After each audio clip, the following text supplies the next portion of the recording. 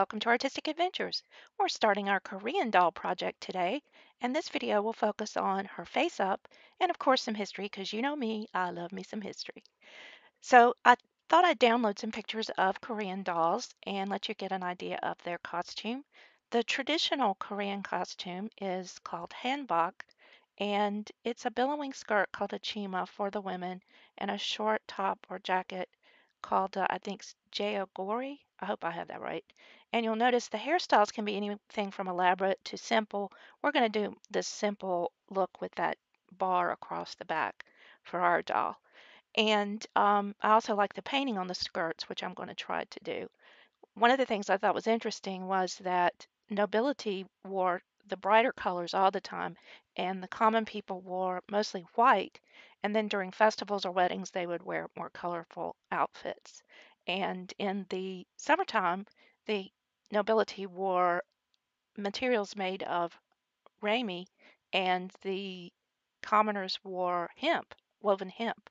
And then in the wintertime, the nobility wore silks and satins, and the commoners wore cotton.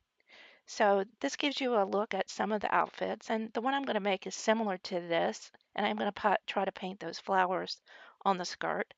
But today we're going to be talking about the face up, and we're going to be using a doll that I already had a wig for, so that way we don't have to spend time working on a wig.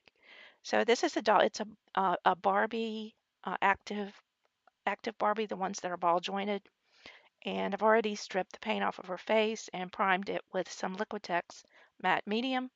And now I'm going to start putting on some watercolor pencils and pastels to shape her face and draw her features in.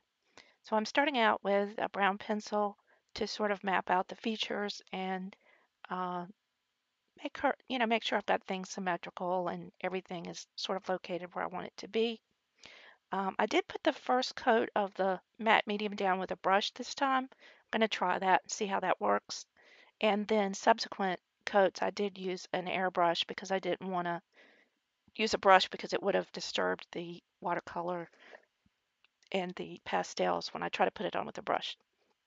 So anyway, you can see she's got sort of a shine to her face, and that's the coating of the matte medium. And it seems to be working pretty well. Uh, doing the first coat with a brush, it's a little bit thicker, and I did let it dry overnight to make sure it was completely dry. When I do the airbrush, it really doesn't take that long to dry because it's such a fine coating. So I'm just putting some colors in on her eyes and her lips, and then as we go along, we'll be darkening those. And I am going to do another coat of the matte medium as I go off camera here, and then so I've come back after I've put that matte medium coat on, and now we're just going to continue to darken everything in. And it actually seemed like doing it this way, I only needed to do that base coat and then one spray coat, whereas when I spray it on, I tend to put 3 initial coats and then at least 2 to 3 more coats during the process. Right now I'm putting some pastel chalk on her cheeks and above her eyelids for some eyeshadow and some cheek color. And I'm just using a makeup brush really for that. And then putting some color around her nose. I put a little brown under her cheekbone to give it a little bit of contour and up around her forehead. And I did put a little bit of blue on either side of her nose for some shadow there. And then putting in some eyelashes with a really, really sharp black watercolor pencil. And then after we finish the putting all the color in, I'm going to take her outside and spray her with some Liquitex Matte Varnish. And hopefully that will finish this look, and then we can put a little gloss on her eyes and lips.